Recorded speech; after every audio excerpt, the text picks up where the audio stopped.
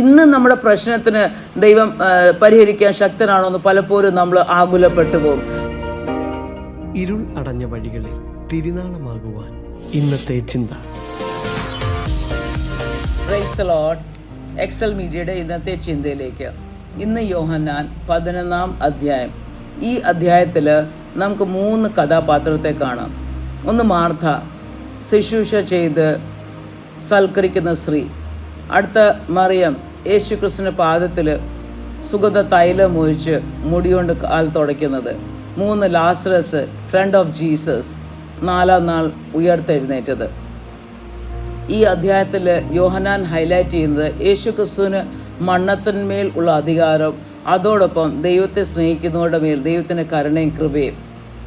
5-ാം വാക്യത്തിൽ Jesus loved Martha, Mariam and Lazarus. ദൈവം ഇവരെ സ്നേഹിച്ചു. പക്ഷേ ലാസറസ് മരിച്ചെന്നറിഞ്ഞപ്പോൾ ദൈവം 2 ദിവസം കൂടെ ഡിലേ ചെയ്താണ് ബഥാനിയിലെത്തിയത്. നമുക്ക് ചിലപ്പോൾ അത് വിചിത്രം തോന്നും. പക്ഷേ നമുക്ക് മനസ്സിലാക്കേണ്ടത് ദൈവം അൽഫായും ഒമേഗ ആണ്, ആദ്യം അന്ത്യം ആണ്. ഈ മരണം ദൈവത്തിൻ്റെ നാമത്തിൻ്റെ മഹത്വത്തിന് വേണ്ടിയാണ്. 2-ാം അധ്യായം യോഹന്നാനിൽ നമ്മൾ കാണുന്നു, കാനാവിലെ കല്യാണത്തിൽ വീഞ്ഞ് തീർന്നു പോയി. യേശുവിനമ്മ യേശുവിനോട് പറഞ്ഞപ്പോൾ യേശു പറഞ്ഞത് എൻ്റെ സമയമായിട്ടില്ല. പക്ഷേ തക്ക സമയത്ത് വെള്ളത്തെ വീഞ്ഞാക്കി ഏറ്റവും ബെസ്റ്റ് വൈനാണ് സെർവ് ചെയ്തത്. ദൈവം നമ്മുടെ സമയത്തിലല്ല ഓപ്പറേറ്റ് ചെയ്യുന്നത്. ലാസറസ് മരിച്ചപ്പോൾ എല്ലാ ആശയും നഷ്ടപ്പെട്ടു പോയി. പക്ഷേ യേശു പരിഭ്രമിച്ചില്ല, അല്ലെങ്കിൽ ആകുലപ്പെട്ടില്ല. യേശു വന്ന് കല്ലറയിലേക്ക് പോകാമെന്ന് പറഞ്ഞു. അപ്പോൾ അവിടെ നിന്ന് ആൾക്കാർ വിചാരിച്ചത് ലാസറസ് യേശുവിൻ്റെ ഫ്രണ്ട് അല്ലയോ, അപ്പോൾ ലാസ്റ്റ് വ്യൂയിങ് ചെയ്യാനായിരിക്കും പോകുന്നത്. യേശു ലാസറസിന് സുഖമില്ലായിരുന്നപ്പോൾ, അല്ലെങ്കിൽ 2-3 ദിവസം കഴിഞ്ഞ് വന്നായിരുന്നെങ്കിൽ ഇതൊരു ചെറിയ അത്ഭുതമായിട്ട് മാറുമായിരുന്നു.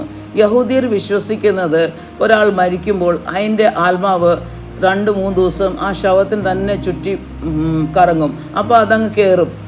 പക്ഷേ ഇവിടെ ലാസറസ് മരിച്ച് 4 ദിവസമായി ആശ നഷ്ടപ്പെട്ടു പോയി, ശവം ചീഞ്ഞു. 20-ാം വാക്യത്തിൽ മാർത്ത യേശുവിനെ കണ്ട് ഇപ്പോൾ പറയുന്നത്, if you had been here my brother would not have died. യേശു ഇവിടെ ഉണ്ടായിരുന്നെങ്കിൽ എൻ്റെ ബ്രദർ മരിക്കത്തില്ലായിരുന്നു. നമ്മൾ മാർത്തയുടെ ഒരു പ്രതിനിധിയാണ്. നമ്മുടെ ജീവിതത്തിൽ കഴിഞ്ഞ കാലങ്ങൾ അനേക അത്ഭുതങ്ങൾ നമ്മൾ കണ്ടിട്ടുണ്ട്. വരും കാലങ്ങൾ നമുക്കറിയാം യേശു 2-ാം വരവ് സംഭവിക്കും.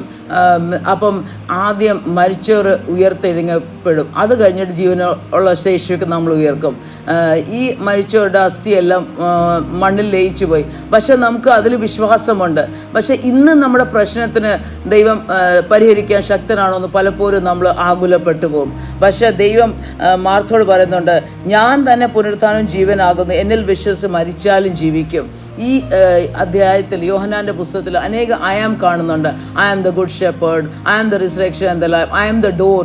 ദൈവം നമ്മുടെ ഏത് വിഷയത്തിനും പരിഹരിക്കാൻ സർവശക്തനായ ദൈവമാണ്. മരണത്തിന്മേൽ ജയിച്ച ദൈവമാണ്. 31-ാം വാക്യത്തിൽ യേശു പറയുന്നുണ്ട് ആ കല്ല് മാറ്റാൻ. നമ്മുടെ ആ കല്ലാണ് നന്മയെ തടഞ്ഞു വെച്ചേക്കുന്നത്, അല്ലെങ്കിൽ മിറക്കിളിനെ തടഞ്ഞു വെച്ചേക്കുന്നത്. നമ്മുടെ ജീവിതത്തിലും അനേക കല്ലുകൾ കാണും. ചിലപ്പോൾ അൺഫോർഗീവ്നെസ് ആയിരിക്കും, ചിലപ്പോൾ കയ്പായിരിക്കും, പകയായിരിക്കും, വിദ്വേഷം. ഈ കല്ലുകൾ മാറ്റിയാലേ നമുക്ക് നമ്മുടെ മിറക്കിൾ ലഭിക്കാൻ പറ്റത്തുള്ളൂ. 43-ാം വാക്യത്തിൽ യേശു ഓർക്ക് ലാസറസെ പുറത്തു വന്നു പറഞ്ഞപ്പോൾ ഉടൻ തന്നെ ലാസറസ് പുറത്തു വന്നു. ദൈവത്തിന് ഇല്ലാത്തതിനെ ഉള്ളതുപോലെ വിളിച്ചു വരുത്തുന്ന സർവശക്തനായ ദൈവമാണ്. ലാസറസിനെ കണ്ടപ്പോൾ അനേകർ യേശുവിൽ വിശ്വസിച്ചു. യേശുവിൽ ഉള്ള വിശ്വാസമാണ് ഏറ്റവും വലിയ ഒരു മിറക്കിള്. ഈ അധ്യായത്തിൽ നമ്മൾ പഠിക്കുന്നത് മരണം വലിയൊരു നമ്മളെ രൂപാന്തരമാണ്. 2 കൊരിന്ത്യൻ 5:8 വായിക്കുന്നത് absent the body present with the Lord. എന്നുവെച്ചാൽ നമ്മൾ ഇന്ന് മരിക്കുമ്പോൾ നമ്മുടെ ആത്മാവ് ദൈവത്തോടെ സന്നിധിയിലാണ് എത്തുന്നത്. ദൈവം ഡിലേ ചെയ്യുന്നത് അതൊരു ഗ്രേറ്റർ ഗ്ലോറിക്ക് വേണ്ടിയാണ്. അതുമാത്രമല്ല, ദൈവത്തിൻ്റെ മരണത്തിന്മേലും അധികാരം 4 ദിവസമായാലും 1000 ദിവസമായാലും ദൈവത്തിന് ശക്തി കുറഞ്ഞു പോകുന്നില്ല.